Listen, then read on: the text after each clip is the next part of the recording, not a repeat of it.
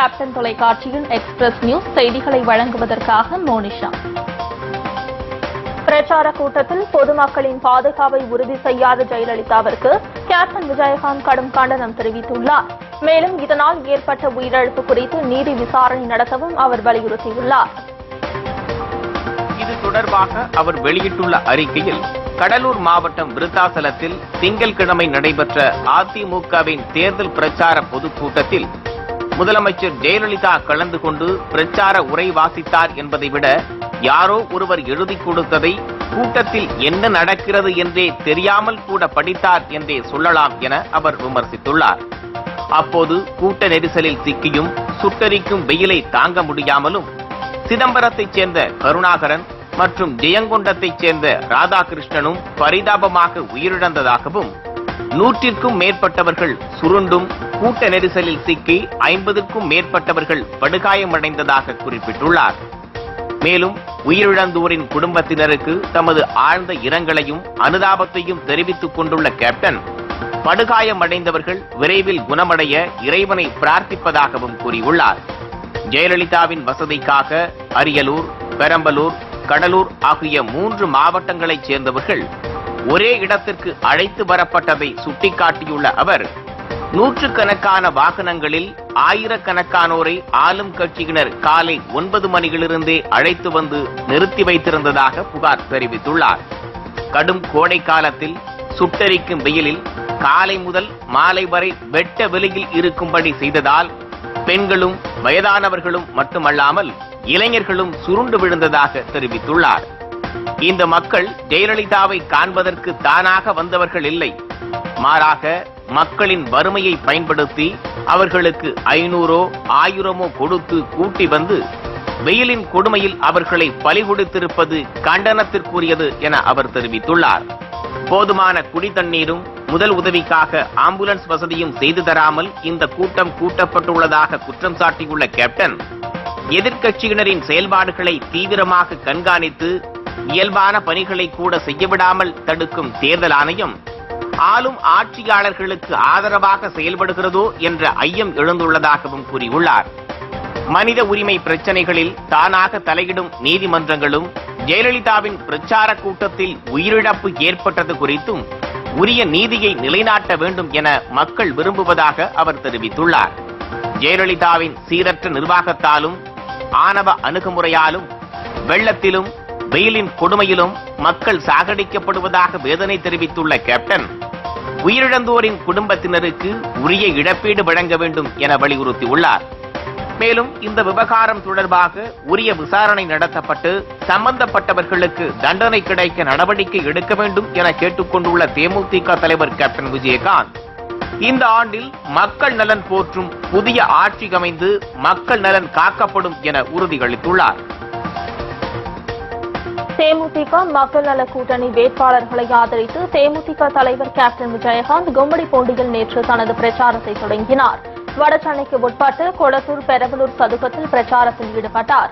இதனைத் தொடர்ந்து காஞ்சிபுரம் வடக்கு மாவட்டத்திற்கு உட்பட்டு தாம்பரம் சண்முகம் சாலையில் ஆயிரக்கணக்கான தொண்டர்களிடையே கேப்டன் விஜயகாந்த் பிரச்சாரத்தில் ஈடுபட்டார். காஞ்சிபுரம், செங்கல்பட்டு, ஸ்ரீபெரும்புதூர் தனி மற்றும் பல்லாவரம், தாம்பரம், திருப்போரூர் தொகுதிகளிலும் அம்பத்தூர் ராக்கி திரையரங்கம் அருகிலும் பிரச்சாரத்தில் ஈடுபடும் கேப்டன் விஜயகாந்த் வருகின்ற 17ஆம் தேதி திருவண்ணாமலை மாவட்டம் கலசப்பாக்கத்தில் தனது பிரச்சாரத்தை நிறைவு செய்கிறார்.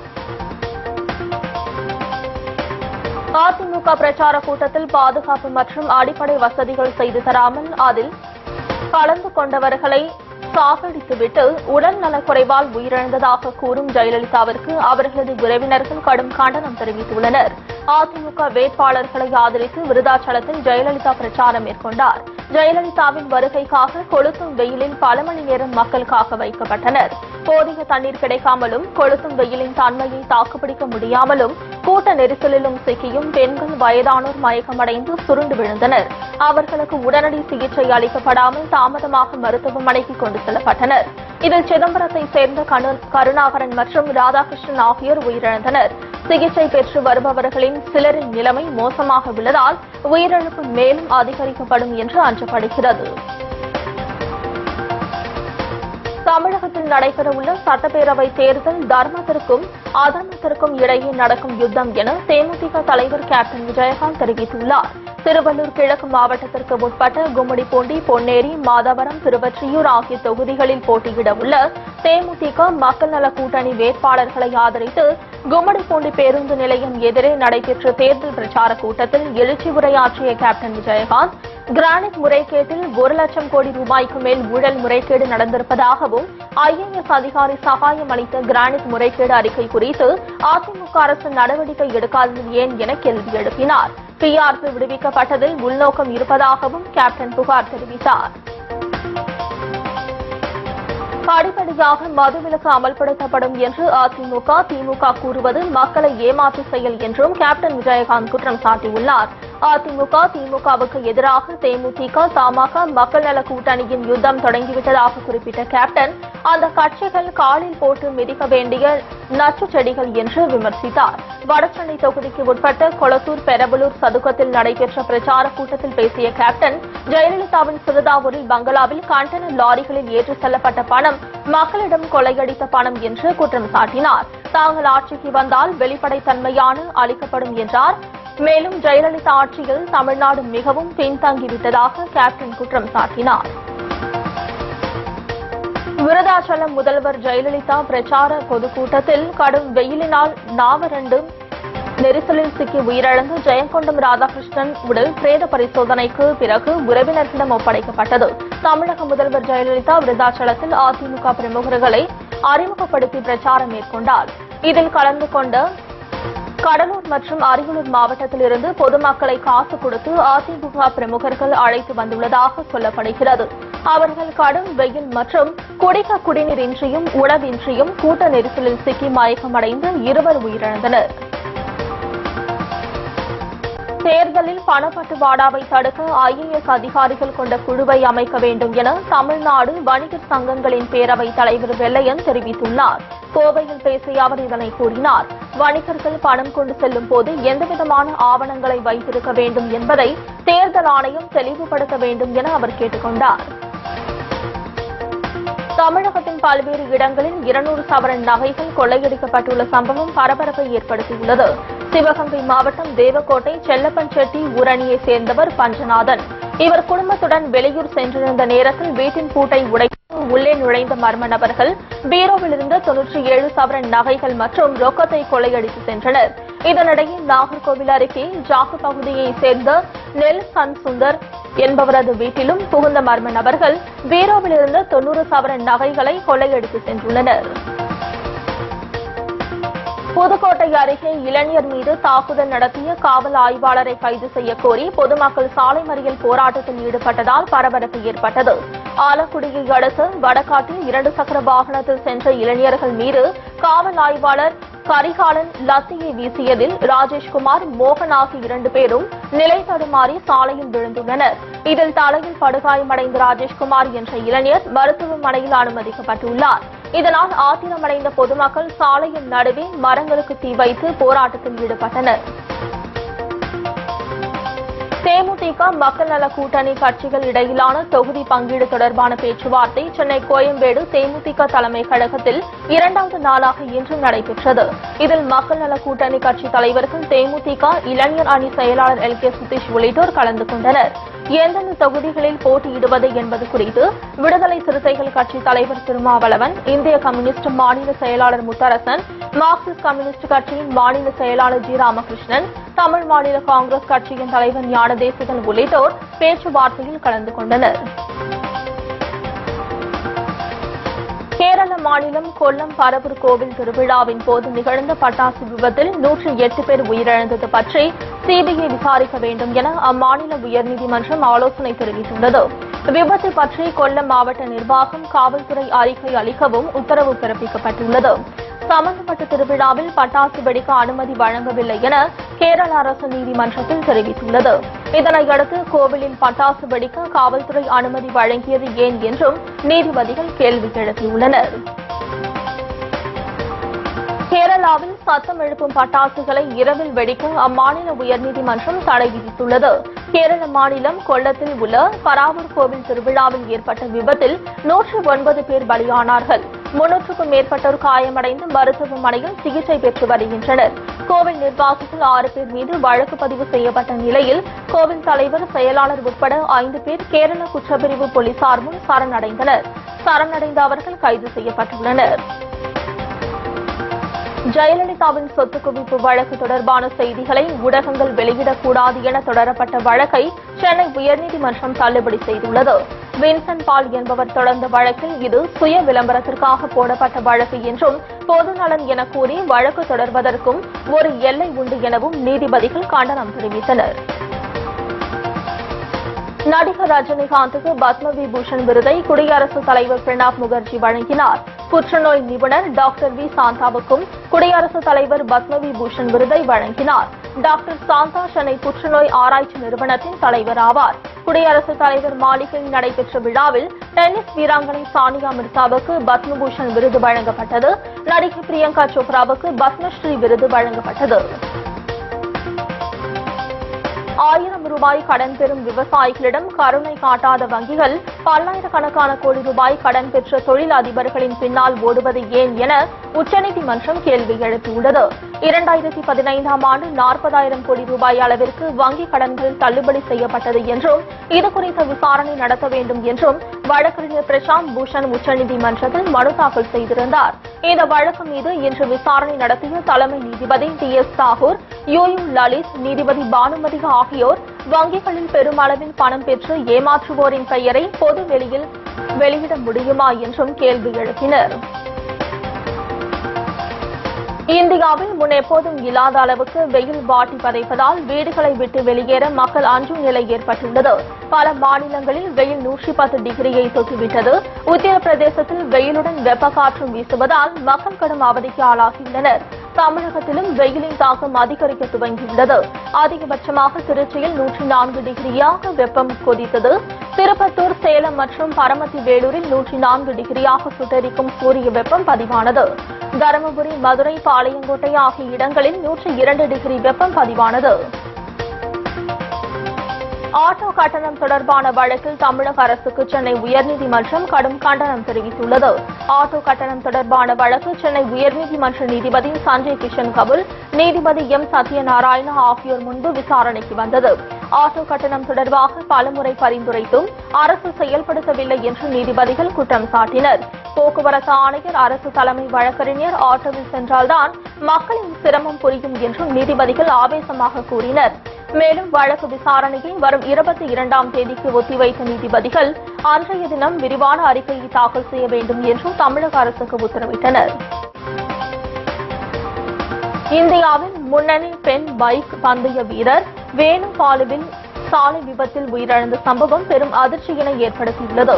மத்திய பிரதேச மாநிலம் விதிசா மாவட்டத்தில் வேணு பாலிவால் தனது ஹர்லி டேவிட்சன் பைக்கில் வேகமாக சென்று கொண்டிருந்த போது கட்டுப்பாட்டை இழந்த அவர் சாலையில் கவிழ்ந்து விழுந்தார். இதில் பலத்த காயமடைந்த அவர் மேல் சிகிச்சைக்காக விதிசா மாவட்ட மருத்துவமனைக்கு கொண்டு செல்லப்பட்டார். ஆனால் அவரை பரிசோதித்த மருத்துவர்கள் ஏற்கனவே இறந்துவிட்டதாக தெரிவித்தனர். வறட்சியால் பாதித்த மக்களுக்கு விநியோகம் செய்வதற்காக 5 லட்சம் லிட்டர் தண்ணீருடன் சென்ட்ரல் டேங்கர் ரயில் லாத்தூர் சென்றடைந்தது. வறட்சி காரணமாக மகாராஷ்டிரா மாநிலத்தின் பெரும்பாலான பகுதிகளில் குடிநீர் பஞ்சம் தலைவிரித்தாடுகிறது. குறிப்பாக மரத்துவாடா மண்டலம், லாத்தூர் மாவட்ட மக்கள் கடும் பாதிப்பை சந்தித்து வருகின்றனர். மக்களின் தண்ணீர் பஞ்சத்தை போக்குவதற்காக ரயில் மூலம் தண்ணீர் விநியோகம் செய்ய மகாராஷ்டிரா அரசு முடிவு செய்தது. இதனையடுத்து ராஜஸ்தான் மாநிலம் கோட்டாவில் இருந்து டேங்கர் ரயில் மூலம் தண்ணீர் கொண்டுவரப்பட்டது. சிறிய இடைவேளைக்கு பிறகு எக்ஸ்பிரஸ் நியூஸ் தொடரும். உண்மையிலேயே நம்ம எல்லாருக்குள்ளேயும்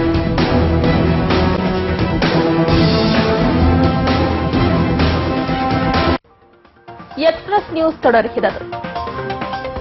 தமிழர்களின் பாரம்பரிய விழாக்களை காக்க கோரி தமிழர் வீர விளையாட்டு மீட்பு குழுவினர் புதுக்கோட்டை மாவட்ட ஆட்சியர் அலுவலகத்தில் வாக்காளர் அடையாள அட்டையை ஒப்படைக்கும் போராட்டத்தில் ஈடுபட்டனர்.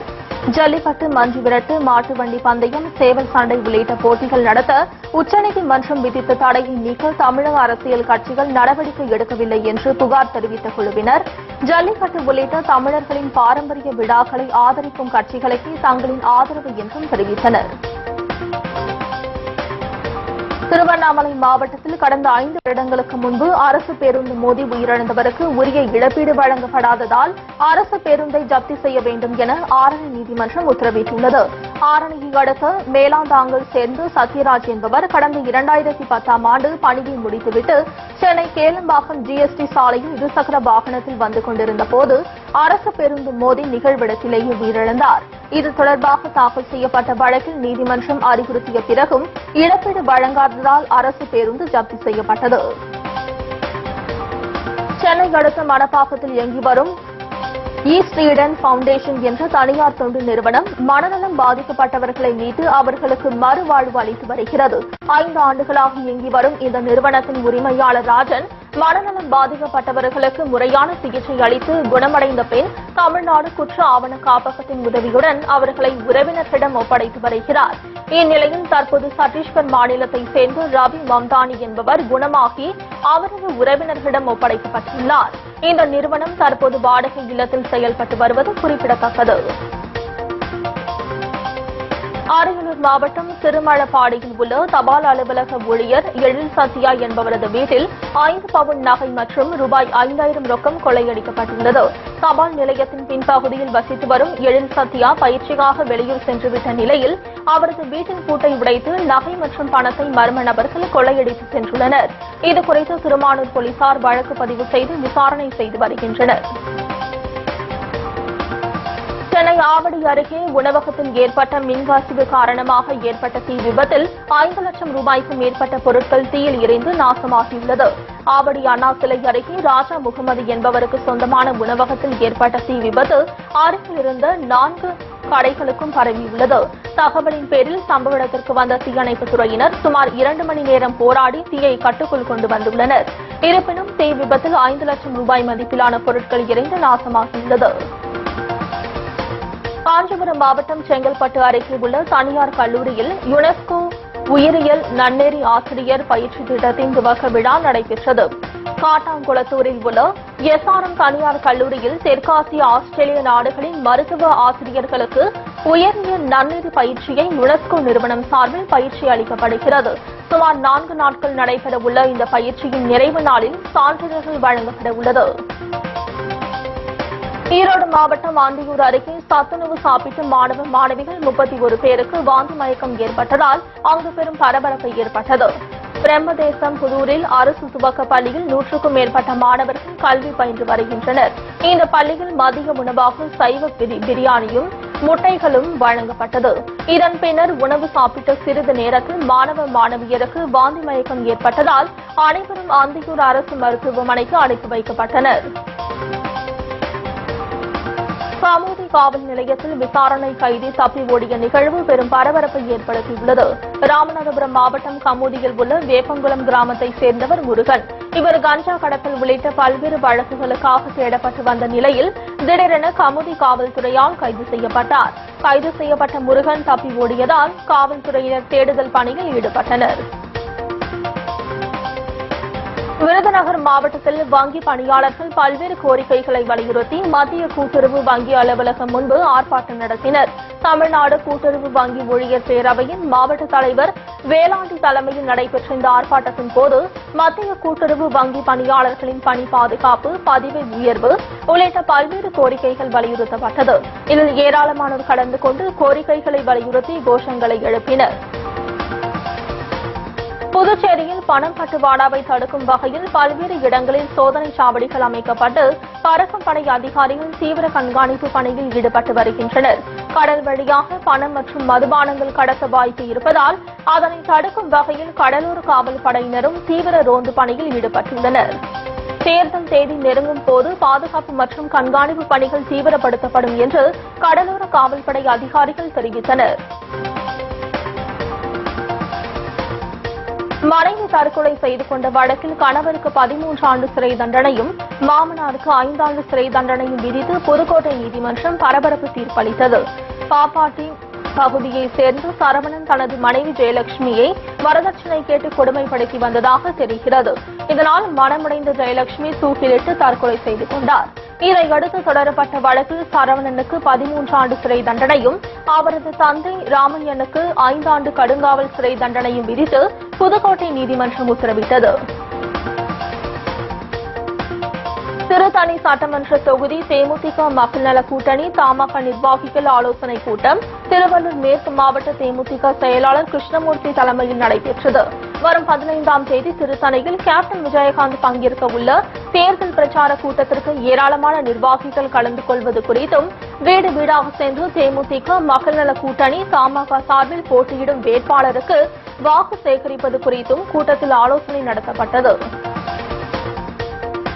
சென்னை அருங்காட்சியகம் சார்பில் தமிழகம் முழுவதும் உள்ள மாணவர்கள் பயன்பெறும் வகையில் பேருந்து மூலம் கண்காட்சி நடத்தப்பட்டு வருகிறது.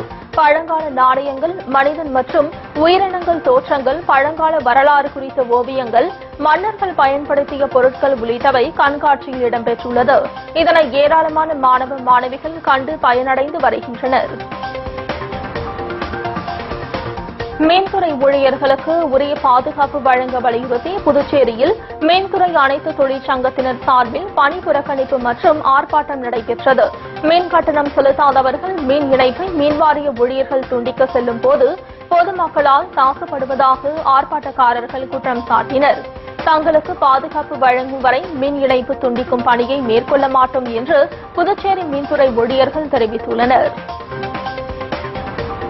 தருமபுரி மாவட்ட தேமுதிக நிர்வாகிகளின் ஆலோசனைக் கூட்டம் தேமுதிக கட்சி அலுவலகத்தில் நடைபெற்றது. தேர்தல் பிரச்சாரத்திற்காக தருமபுரிக்கு வருகை தரும் கேப்டன் விஜயகாந்துக்கு சிறப்பான வரவேற்பு அளிப்பது குறித்தும் அதற்காக செய்ய வேண்டிய ஏற்பாடுகள் குறித்தும் ஆலோசிக்கப்பட்டது. மேலும் நடைபெறவுள்ள தேர்தலில் கேப்டனை முதல்வராக்குவது குறித்தும் அதற்கான களப்பணிகள் குறித்தும் ஆலோசிக்கப்பட்டது.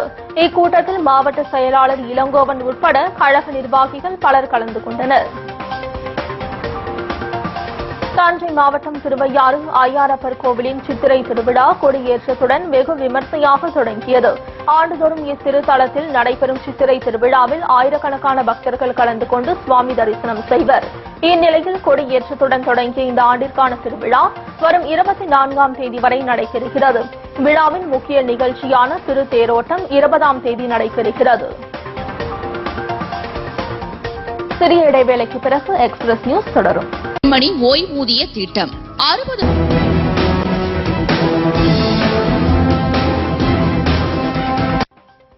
எக்ஸ்பிரஸ் நியூஸ் தொடர்கிறது. திருப்பூரில் உள்ள தனியார் தொழிற்சாலைகளுக்கு விதிகளை மீறி வாகனங்களில் அதிக தொழிலாளர்களை ஏற்றிச் செல்வதாக வந்த புகாரை அடுத்து வட்டார போக்குவரத்து அலுவலர்கள் வாகன சோதனையில் ஈடுபட்டனர். ஈரோடு மாவட்டம் கோபிச்செட்டிப்பாளையம் மற்றும் அதன் சுற்றுவட்டார பகுதிகளில் இருந்து திருப்பூரில் செயல்படும் தொழிற்சாலைகளுக்கு வாகனங்களில் ஆபத்தான நிலையில் அதிக தொழிலாளர்களை ஏற்றிச் செல்வதாக தொடர்ந்து புகார் எழுந்தது குறிப்பிடத்தக்கது. தேமுதிக மக்கள் நல கூட்டணிக்கு தமிழ்நாடு குடியரசு சேனா கட்சி ஆதரவு தெரிவித்துள்ளது. வேலூர் மாவட்டம் காட்பாடியில் நடைபெற்ற குடியரசு சேனா கட்சியின் ஆலோசனைக் கூட்டத்தில் பங்கேற்று பேசிய அக்கட்சியின் மாநில தலைவர் ஆனந்தராஜ் அம்பேத்கர் இதனை தெரிவித்தார். ஊழலுக்கு அப்பாற்பட்ட கட்சிகளுடன் கூட்டணி அமைத்துள்ள தேமுதிக தலைவர் கேப்டன் விஜயகாந்துக்கு அப்போது நன்றி தெரிவிக்கப்பட்டது. அதேபோல் நடைபெறவுள்ள சட்டப்பேரவைத் தேர்தலில் தேமுதிக மக்கள் நல கூட்டணிக்கு ஆதரவு அளிப்பது என்றும் கூட்டத்தில் முடிவு செய்யப்பட்டதாக ஆனந்தராஜ் அம்பேத்கர் தெரிவித்தார். சட்டப்பேரவைத் தேர்தலில் வாக்களிப்பதன் அவசியத்தை உணர்த்தும் வகையில் தமிழகத்தின் பல்வேறு பகுதிகளிலும் விழிப்புணர்வு நிகழ்ச்சிகள் நடைபெற்று வருகின்றன.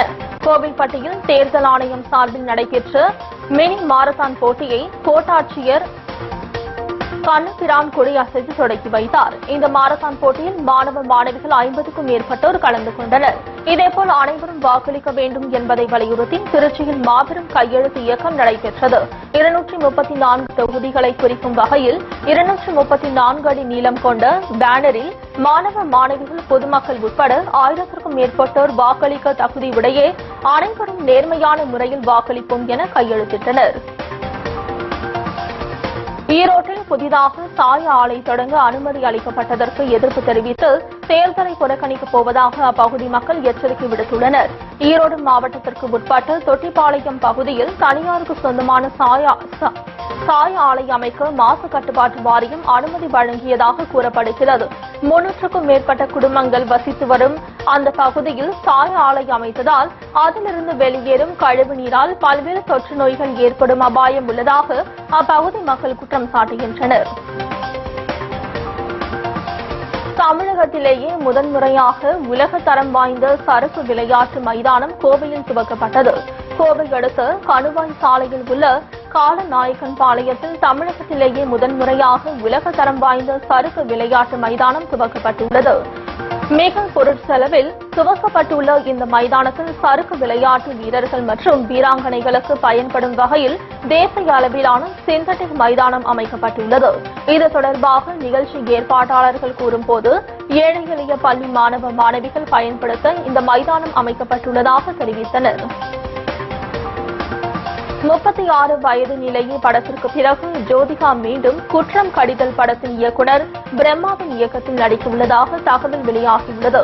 திருமணத்திற்கு பிறகு நடிப்பதை நிறுத்திக் கொண்ட ஜோதிகா நீண்ட இடைவெளிக்கு பிறகு 36 வயது நிலைய படத்தில் நடித்து பெண்களிடத்தில் பெரும் வரவேற்பை பெற்றார். இந்நிலையில் மீண்டும் பிரம்மா இயக்கத்தில் ஜோதிகா நடிக்க உள்ளதாக தகவல் வெளியாகியுள்ளது. அதர்வா தனது சொந்த தயாரிப்பில் தயாரிக்க உள்ள செம போத ஆகாத படத்தில் கதாநாயகனாக நடிக்க உள்ள நிலையில் அந்த படத்தில் ஜோடியாக பெங்காலி நடிகைகளான மிஷ்டி அனைகா ஆகியோர் ஒப்பந்தமாகியுள்ளனர். பானா காத்தாடி மூலம் அறிமுகமான அதர்வா தற்போது தனது சொந்த தயாரிப்பிலும் படம் எடுக்க தொடங்கியுள்ளார். அந்த வகையில் தான் நடிக்கவுள்ள செவம் போத ஆகாத படத்தில் முன்னணி கதாநாயகிகள் நடிக்க இருந்த நிலையில் பட்ஜெட் தாங்காது என்பதால் புதுமுக நடிகைகள் நடிக்க உள்ளனர். இத்துடன் எக்ஸ்பிரஸ் நியூஸ் நிறைவடைகிறது.